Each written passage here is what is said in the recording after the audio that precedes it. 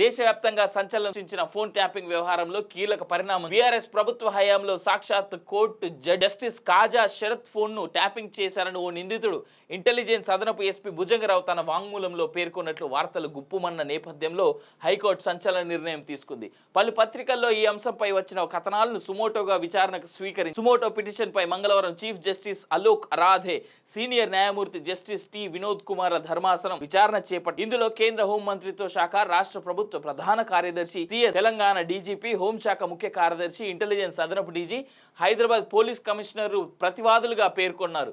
ఆంధ్రజ్యోతి సహా ఇతర పత్రికల కటింగ్లు ధర్మాసనం ఎదుట రిజిస్ట్రీ ఉంచింది.